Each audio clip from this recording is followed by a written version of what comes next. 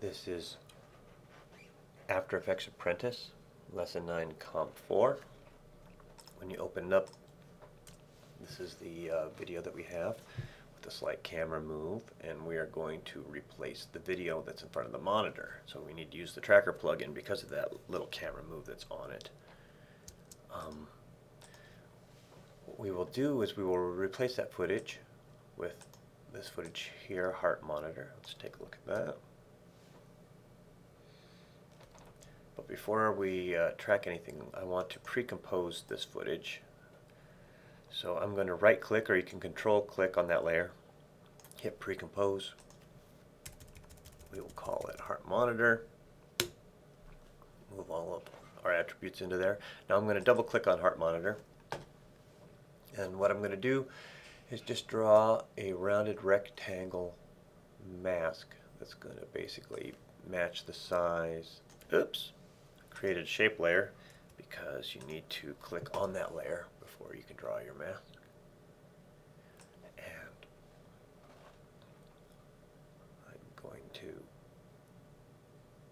And I'm still holding the mouse down, and I'm just going to tweak the rounded corners so it'll match that monitor better. Okay.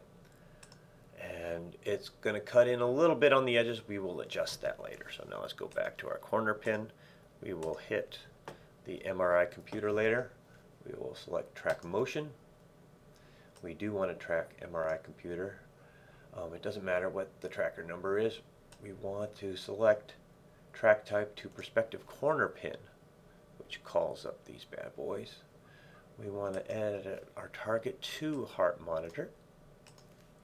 We want our options to be luminance, and we want this adapt feature on. Now let's make sure that our selection tool is on, and we will move our corner pin trackers to where the greatest difference in contrast.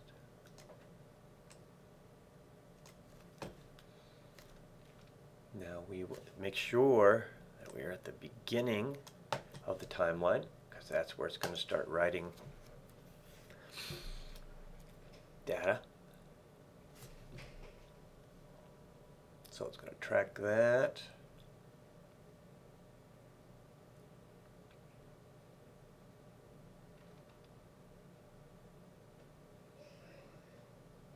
We will apply it. I'm going to hit home again, and you'll see that we've got our image here. I'm going to expand it a little bit. Now all we need to do is do a better job of fitting that on top of it. So notice that we've written our positions, our tracking positions to position. So if we need to adjust the position of this, we could either attach a null layer and do that, or we can use the anchor point to do it. So let's first though scale this up to better fill the screen.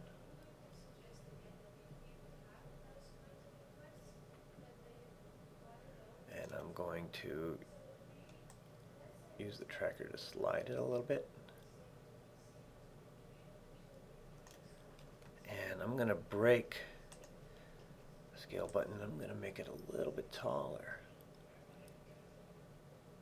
Okay. Now, you notice how the edges are kind of a little too sharp, which is why we created this to begin with. And we're going to open up our mask properties. And so let's expand our mask by 10 pixels and feather it by 5. And go back here and see how it does a little better job of kind of blending in the edges. Now I want to get to my tracking point, and I want to slide it. Okay. So that looks pretty good. Now let's watch the tracking. I'm going to expand it a little bit so we can hit the RAM preview. Let's see if the tracking is consistent throughout.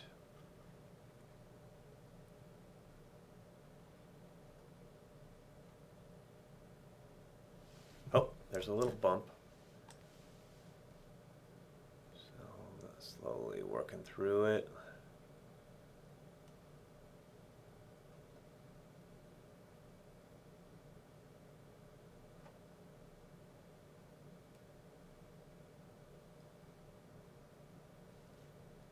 Okay, it did a better, this is the best tracking it's done on here.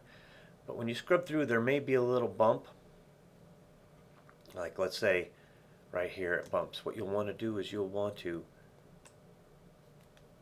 where there are mistakes, you'll want to take those frames and delete them. And then you'll want to take the frame next to it, which is correct, and hit Command C and Command V to paste it in there. And that will correct any motion error that the tracker might pick up.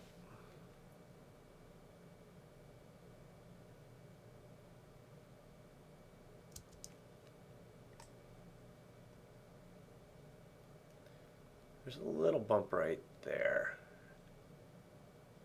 Right there, see that? So it's down, it tweaks down, it comes back up.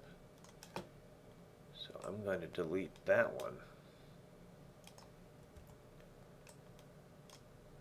Make sure our writing playhead is there. Command paste. And that will solve that little problem. Okay. So this is what it should look like, and render something that looks like that.